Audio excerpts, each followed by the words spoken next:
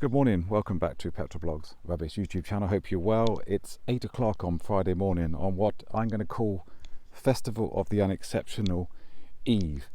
That's right, it's tomorrow, and as the video title has already said, we won't be going in the Safrane.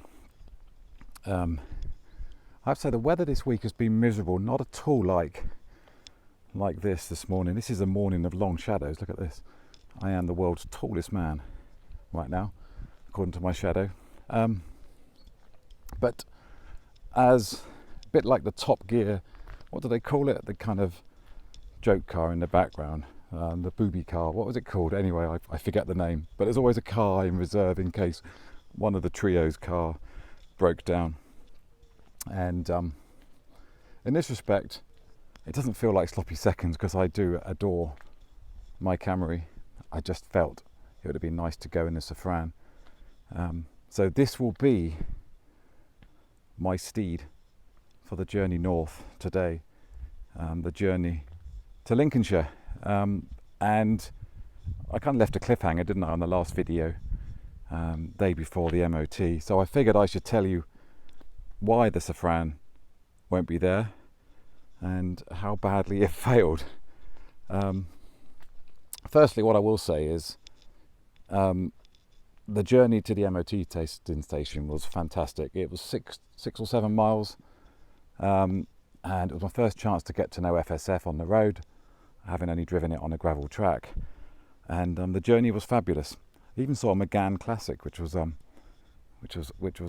bonus. But it felt like MMR. It felt not just because it's got the same engine as MMR, the dearly departed black Safrane, but also in the way it feels very tight, very well put together. The driver's seat doesn't feel like it's been sat in, which I suppose you would expect with 70,000 miles on the clock. It's a low mileage Safrane. Clearly misguided optimism, but I felt, when I got there, I actually felt quite good. I thought, you know what, there's more hope than expectation. We might get somewhere with this. And I even managed to speak to the MOT tester. She was a lovely girl, same age as the Safrane, which is coincidental.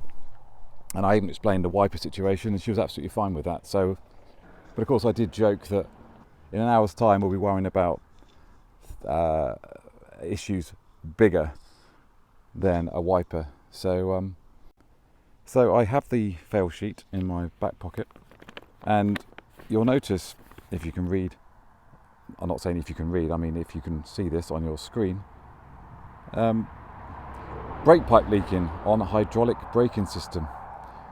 Immediately after, they pressed the brake, the lady pressed the brake on the ramps, and immediately brake fluid started teeming out from the back. And basically that kind of rendered the MOT test null and void because it wasn't going to pass after that. It was a bit like taking a driving test and crashing into a parked car within 2 minutes. You know, the test is over, isn't it? But I'm really pleased they carried on with it, despite the fact that there's now lots of braking fluid all over their testing bay. So, and that's annoying. But what I will say is, I'm glad it happened during the test, before the test, even then on the way to Lincolnshire, because that would have been a disaster for everyone. And also it highlights the importance of the MOT test, not just for modern cars, but cars over 40 years old. But that's a story for another day, maybe a podcast. Also, direction indicator colour incorrect. Clearly, on a Safrane, you've got clear indicators, and the orange bulb is losing its paint. It's like steering rack gaiter missing. I didn't notice that. That's my bad. Brake pipe excessively corroded offside rear. A little bit disappointed with this one. Vehicle structural chassis has excessive corrosion, seriously affecting its strength within 30 centimetres of body mounting offside front between sill and wheel arch. If they'd said near side front, I might have understood that, but I honestly didn't notice the offside front. Again, that's my bad. Disappointing on the registration plates though, because a couple of people have commented on the brilliance of the homemade registration plates. They haven't made it through this MOT, despite the fact they've been on there probably 2 decades. They didn't make it through this MOT. And obviously they couldn't do anything about the brake performance because obviously it had no brakes by the end. battery insecure, but I swear to God I'd sorted that before we went, but clearly not. On the plus side, the wipers were fine. And actually there was the coolant leak. She did say that as there's no evidence that it's leaking now, it looked historic, but she wrote it down anyway. And a lot of this stuff on here, it goes on the other page, you can look online if you want to. A lot of the stuff is kind of minor and not as bad as it could have been, but it's a setback. What it has done is focus my mind a little bit on the Peugeot. I think when it comes to the Peugeot, we will send it for an exploratory MOT test, put new blades on, wiper blades on. I will stick new tyres on, do a basic oil change, and then send it in. I think that's the way forward in that. With the benefit of hindsight, maybe I should have done that with FSF,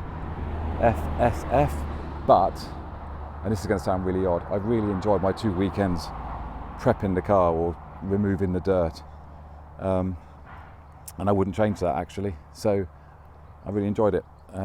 So that's what it is. The Safrane will live on, it just won't live on this weekend. So it means, and I apologise to the good people of the Festival of the Unexceptional who will turn up in pristine cars with polished under trays and waxed bonnets and, you know, period accessories and stuff like that. You're going to have to put up with the Tatty Camry. Yeah, and I don't mind that, but I just feel like I'm letting her side down a little bit because she is terribly tatty. There's a t-shirt in that, isn't it? I mean, just look at the tattiness. Yeah, tatty wheels, tatty under bottom of door, tatty scratch, tatty lacquer peel, more tatty lacquer peel, even more tatty lacquer peel. Do I want to go down there with the stinging nettles? Well, in the interest of you, dear watcher, probably. More tatty lacquer peel. But basically this, and this, bits of plastic coming off. The interior is still magnificent and a lovely place to spend 300 miles behind the wheel. Yeah, what I have done, just for a bit of fun, I've made it, because I don't know, if any American watchers on this channel will get this, but in the UK the Camry's got a bit of a reputation as an old man's car. Sorry about that, I got rudely interrupted by the dustman and I just put my hand in a stinging nettle. Yes, you. Ow, that bloody hurts. In the UK, the Camry's got a bit of a reputation as an old man's car, so I'm going to play up to that stereotype. I have fitted a National Trust grille badge. I have refitted the National Trust sticker that was on the windscreen. That, by the way, that was on the windscreen when I bought the Camry back in 2019. I've had this car a long time now.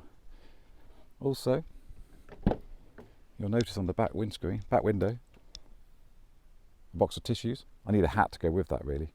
A box of tissues on the parcel shelf, a cushion, because you never know when you might need a cushion, a thermos flask for when you want to sit up on the seafront watching the world go by with your tuna and cucumber sandwiches, a map from 1997, but not just any map, Britain's clearest mapping, only the best.